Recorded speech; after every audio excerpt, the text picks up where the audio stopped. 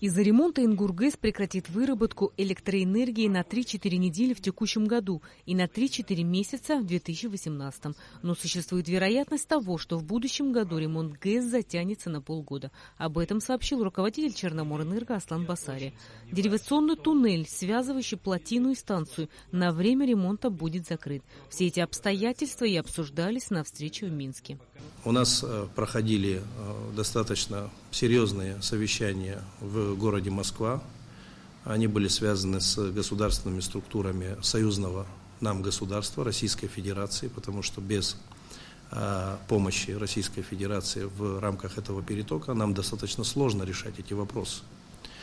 И после этого у нас произошла встреча в городе Минск с вице-премьером и министром энергетики Грузии Кахой Каладзе. Потому что вы, как все знаете и в курсе, мы взаимодействуем по вопросу энергетики более 20 лет. И в силу того, что этот объект, он в таком совместном пользовании, мы обязаны согласовывать принятие всех технических, в том числе, решений по остановке ГЭСа, по запитыванию Абхазии и по комплексу тех вопросов, которые могут появляться в процессе этой работы. Проблема энергоснабжения в Абхазии остается одной из самых острых фактически на протяжении всего поствоенного периода. Особенно она обостряется ранней весной, еще до таяния снегов, когда уровень Джварского водохранилища критически низок. Всем известно, что на определенный период времени комплекс Ингургэс, единственная генерация, находящаяся на территории Республики Абхазия, он должен быть остановлен.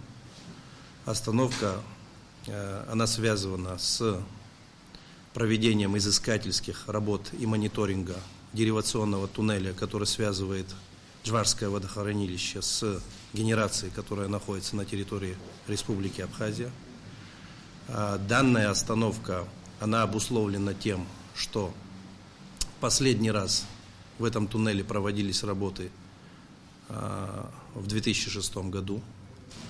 По нормативам такие работы должны проводиться каждые 5 лет, но, к сожалению, таких возможностей не было, в связи с чем сейчас нужно провести достаточно глубокий мониторинг этого туннеля и принять уже технические решения, запроектировать проведение работ, которые будут предварительно проведены в 2018 году.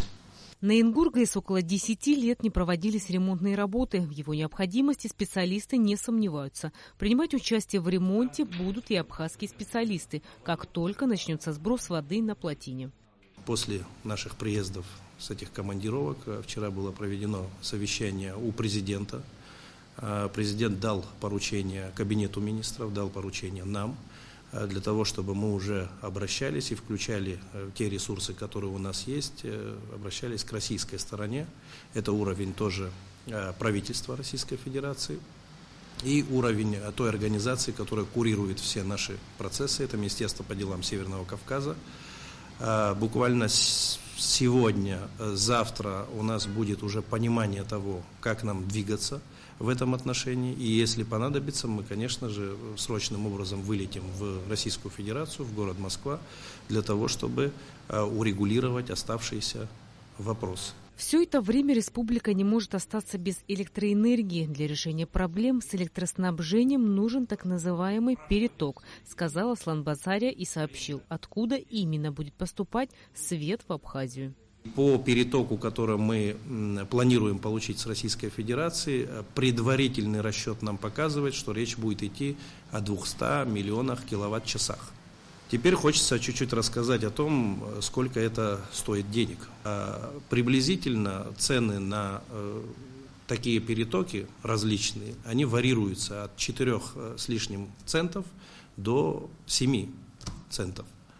В нашем случае речь будет идти приблизительно о 4 центах, и при пересчете это, опять же, предварительно, потому что рынок будет впоследствии видоизменяться, это стоит порядка от 2 рублей 30 копеек до 2 рублей 50 копеек.